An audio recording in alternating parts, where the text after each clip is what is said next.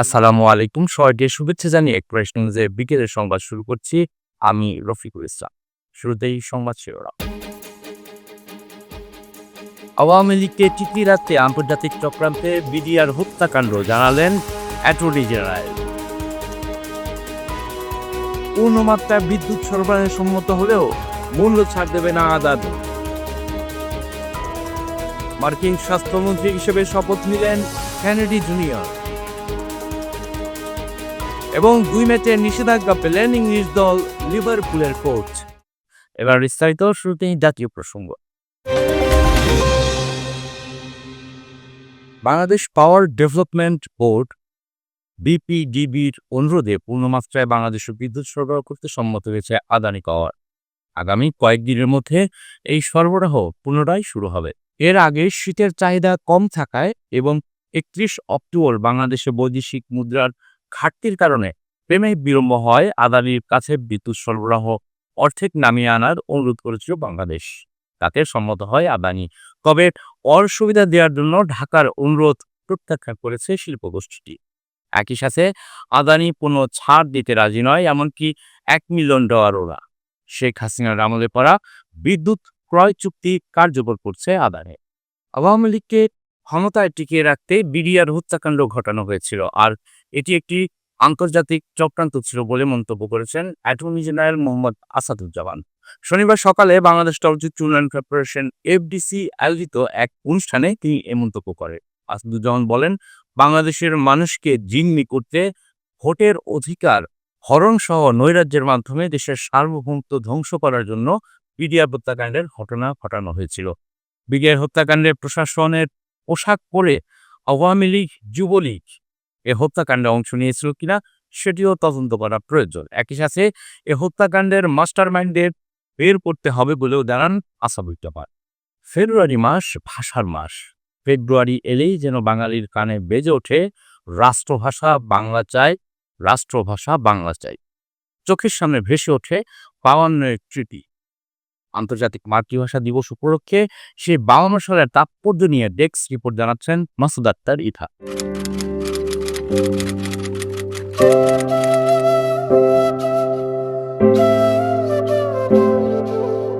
১৯৫২ সালে মাতৃভাষার মর্যাদা ও অধিকার রক্ষার জন্য ছাত্র জনতার রক্তে রচিত হয়েছে বাঙালির যে ইতিহাস, সেটি আমাদের মাথা নত না করার চিরকালীন প্রেরণা হয়ে আছে। তাই ২১শে ফেব্রুয়ারি বাঙালি জাতির চির প্রেরণা ও অবিস্মরণীয় একটি দিন।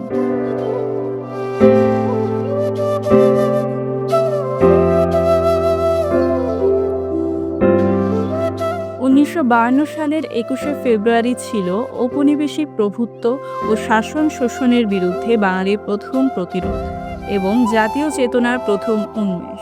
বাঙালি জাতির জীবনে শোকাবহ, গৌরবাজ্জ্বল, অহংকারে মহিমান্বিত চিরভাস্বর এই দিনটি। সেদিন মাতৃভাষা বাংলার মর্যাদা রাখতে গিয়ে বুকের তাজা রক্ত ঢেলে দিয়েছিল রফিক, জব্বার, সালাম, বরকত ও সফিউররা। পৃথিবীর ইতিহাসে মাতৃভাষার জন্য রাজপথে বুকে রক্ত ঢেলে দেওয়ার প্রথম নজির এটি। সেদিন তার এই রক্তের বিনিময়ে শৃঙ্খলমুক্ত হয়েছিল দক্ষিণী বর্ণমালা ও মায়ের ভাষা। আর এর মাধ্যমে বাঙালি জাতিসত্তা বিকাশের যে সংগ্রামের সূচনা হয়েছিল, তা মুক্তিযুদ্ধের গৌরবময় পথ বেয়ে স্বাধীন বাংলাদেশের অভ্যুদয়ের মধ্য দিয়ে চূড়ান্ত পরিণতি লাভ করে।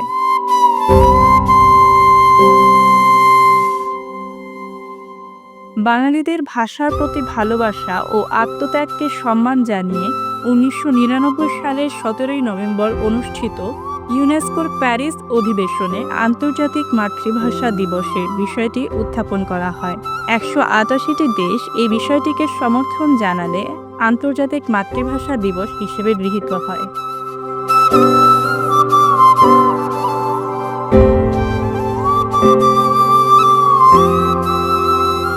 ২০১০ সালের ২১শে অক্টোবর জাতিসংঘের ৬৫তম অধিবেশনে প্রতি বছর ২১শে ফেব্রুয়ারি আন্তর্জাতিক মাতৃভাষা দিবস পালনের প্রস্তাব আনে বাংলাদেশ, যা সর্বসম্মতভাবে গৃহীত হয়।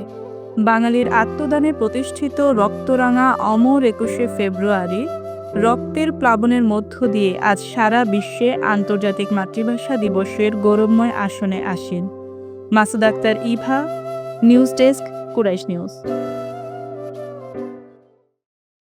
এবার জেলার সংবাদ। পবিত্র শবে বরাত উপলক্ষে হিলি স্থলবন্দর দিয়ে বাংলাদেশ ও ভারতের মধ্যে পণ্য আমদানি রপ্তানি বন্ধ রয়েছে। ফলে শনিবার এই বন্দরের মাধ্যমে পণ্যবাহী কোনো ট্রাক আসা যাওয়া করেনি। তবে এ সময় দুই দেশের মধ্যে পাসপোর্টে যাত্রী পারাপার চালু রয়েছে বলে জানিয়েছে কর্তৃপক্ষ। হিলি কাস্টমস এজেন্টস অ্যাসোসিয়েশনের পক্ষ থেকে জানানো হয়, শুক্রবার রাতে মুসলমানদের ধর্মীয় উৎসব পবিত্র শবে বরাত পালন করার ফলে শনিবার সরকারি ছুটি থাকায় হিলি স্থলবন্দর দিয়ে বাংলাদেশ ও ভারতের মধ্যে পণ্য আমদানি রপ্তানি বন্ধ রাখার সিদ্ধান্ত নেওয়া হয়েছে। দুদেশের স্থানীয় পর্যায়ের ব্যবসায়ীদের নিজেদের মধ্যে আলোচনা করে এই সিদ্ধান্ত নিয়েছেন। রোববার থেকে আবারও আমদানি রপ্তানি সহ সব কার্যক্রম যথারীতি শুরু হবে। এবার আন্তর্জাতিক প্রসঙ্গ।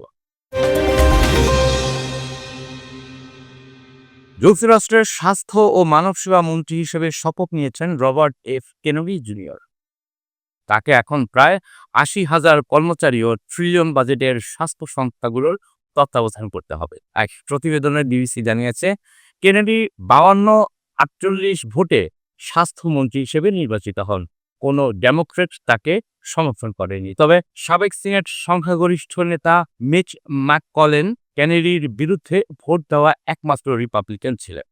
জুনিয়র কেনেডি মার্কিন প্রেসিডেন্ট ডোনাল্ড ট্রাম্পের নতুন মন্ত্রিসভায় নিযুক্ত সর্বশেষ মন্ত্রী। রবার্ট এফ কেনেডি জুনিয়র আমেরিকার বিখ্যাত কেনেডি পরিবারের সদস্য। পরিবেশ আইনজীবী হিসেবেও তিনি বেশ সুনাম অর্জন করেছেন। তিনি বেশ কয়েকটি বড় সংস্থার বিরুদ্ধে সফল আইনি লড়াই করেছেন। জানাবো খেলার খবর। প্রিমিয়ার লিগ কোনো দলের খেলোয়াড় নয়, লিভারপুলের কোচ পেলেন নিষেধাজ্ঞা। এভারটনের বিপক্ষে ওডিসন পার্কে শেষ ডার্বিতে জয় পায়নি লিভারপুল। ম্যাচ শেষে লাল কার্ড দেখেন দলটির কোচ আর্নে স্লট।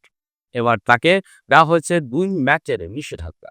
নিজেদের ওয়েবসাইটে প্রিমিয়ার লিগ কর্তৃপক্ষ জানায়, আপত্তিকর, অপমানজনক বা অশালীন ভাষা ব্যবহার করার জন্য স্লটকে লাল কার্ড দেখানো হয়। এই নিষেধাজ্ঞার ফলে প্রিমিয়ার লিগের আগামী 2 ম্যাচ অর্থাৎ উলভারহ্যাম্পটন ওয়ান্ডার্স ও অ্যাস্টন ভিলার বিপক্ষে ডাগ আউটে থাকতে পারবে না স্লট। এভারটনের বিপক্ষে 2-2 ব্যবধানে ড্র করে লিভারপুল। ম্যাচের শেষ বাঁশি বাজার সাথে শুরু হয় হাতাহাতি। যোগ দেন দু দলের বেঞ্চের ফুটবলাররাও। এই ঘটনায় আর্নে স্লটের পাশাপাশি দুকরে ও জোন্সকেও লাল কার্ড দেখানো হয়। সংবাদ শেষ করব বিনোদন অঙ্গনের খবর দিয়ে। চিত্রনায়ক মাসুদ পারভেজ রুবেল বাংলা ছবিতে এক অবিনশ্বর নাম। প্রায় 3 শতাধিক ছবিতে অভিনয় গড়েছেন তার নিজস্ব প্রতিষ্ঠান ইয়ং মার্শাল আর্ট। কুরাইশ নিউজের ক্যামেরা একান্তে সময় দিয়েছেন এই কিংবদন্তি। বিস্তারিত থাকছে আবু তাহের নয়নের রিপোর্টে।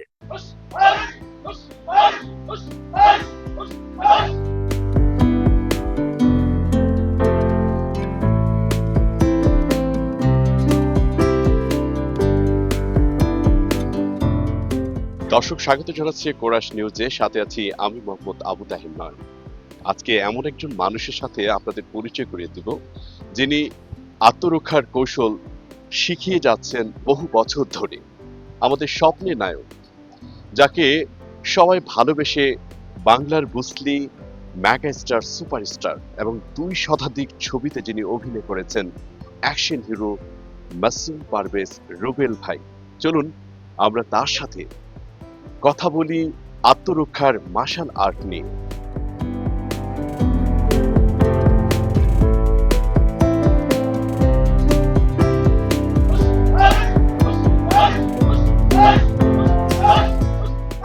আপনি কি মনে করেন একজন মানুষের আত্মরক্ষার জন্য এ ধরনের মার্শাল তার ব্যক্তি জীবনের জন্য অথবা আত্মরক্ষার ছাড়াও শারীরিক গঠন তথা সুস্বাস্থ্যের জন্য এই মার্শাল খুবই প্রয়োজন?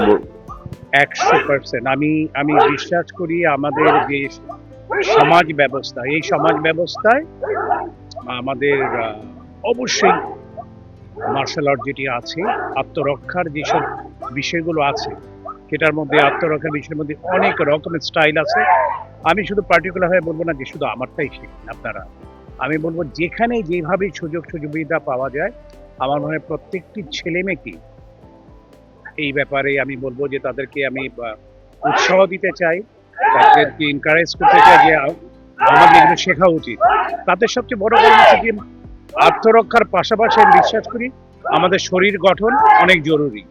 শরীর, মন সবকিছু সুস্থ থাকার জন্য কারাতে বলেন, মার্শাল আর্ট বলেন, তাইকোয়ান্ডো বলেন, মানে যত কুংফু বলেন, তারপর উশু বলেন, যত রকম জিনিস আছে এটার কোনো বিকল্প নেই। রবিউল ভাই, আরেকটা শেষ একটা প্রশ্ন দিয়ে আসলে আমরা দর্শকদের কাছ থেকে বিদায় নেব। সেটা হলো এখানে অনেকেই আমার কাছে যেমনটা বলেছেন, বিশেষ করে এটাকে আসলে পাঠ্যপুস্তকের মধ্যে যদি অন্তর্ভুক্ত করা যায়, মার্শাল আর্টটাকে নানানভাবে, বিশেষ করে স্কুল লেভেল থেকে যদি এটা যাত্রা শুরু করা যায়, তাহলে আমার কাছে মনে হয় এই যে মাদকের বিরুদ্ধে আমরা যেভাবে সংগ্রাম করে যাচ্ছি, ফুটবল, ক্রিকেট যেভাবে আসলে সমান্তরাল যেভাবে গুরুত্ব দেওয়া হচ্ছে একাডেমিক লেভেলে, এটাকে আপনি কিভাবে দেখেন? এটা আসলে পাঠ্য বইয়ে যদি এখানে বলতে গেলে আসলে পাঠ্য বইয়ের দেবার ব্যাপারে আমি কোন রকম এটা এটা একটা সরকারি একটি চিন্তা ভাবনা, চেতনার ব্যাপার। বাট আমি যেটা ফিল করি সেটা হচ্ছে যে পাঠ্যপুস্তকের দেবার চেয়ে যেটা মানে এটা কম্পালসারি হওয়া উচিত যে প্রত্যেকটি স্কুল কলেজে আমরা আত্মরক্ষার জন্য এইসব শিক্ষাগুলো আছে, কলাকৌশল যেগুলো আছে সেগুলো আমাদেরকে শেখাতে হবে। এইটা যারা দেখছেন তাদের সকলকে আমার পক্ষ থেকে, আমার ক্লাবের পক্ষ থেকে, young dragon martial art centre of fight স্কুলের পক্ষ থেকে সকলকে শুভেচ্ছা এবং অভিনন্দন। বর্তমান সমাজে নিজেকে রক্ষার জন্য আত্মরক্ষার কৌশল জানা সবারই দরকার। সেক্ষেত্রে শিক্ষা ব্যবস্থায় মার্শাল আর্টকে বাধ্যতামূলক করলে বরং সর্বক্ষেত্রে একজন মানুষ তার নিজেকে রক্ষার কৌশল জানতে পারবে। আবু তাহির নয়ন, কোরাস নিউজ, ঢাকা। সংবাদ শেষ করার আগে সংবাদ শিরোনামগুলো আরও একবার। আওয়ামী লীগকে টিকিয়ে রাখতে আন্তর্জাতিক চক্রান্তে বিডিআর হত্যাকাণ্ড জানালেন অ্যাটর্নি জেনারেল। পূর্ণমাত্রায় বিদ্যুৎ সরবরাহে সম্মত হলেও মূল্য ছাড় দেবে না আদালত। মার্কিন স্বাস্থ্যমন্ত্রী হিসেবে শপথ নিলেন কেনেডি জুনিয়র। এবং 2 ম্যাচের নিষেধাজ্ঞা পেলেন ইংলিশ দল লিভারপুলের কোচ। দর্শক, এতক্ষণ সাথে থাকার জন্য ধন্যবাদ। সবশেষ সংবাদ দেখতে চোখ রাখুন কুরাশ নিউজের পর্দায় অথবা ভিজিট করুন www.kurashnews.com। কুরাশ নিউজের পরবর্তী সংবাদ দেখার আমন্ত্রণ জানিয়ে আপনাদের কাছ থেকে এখনকার মতো বিদায় নিচ্ছি আমি রফিকুল ইসলাম। আল্লাহ হাফেজ।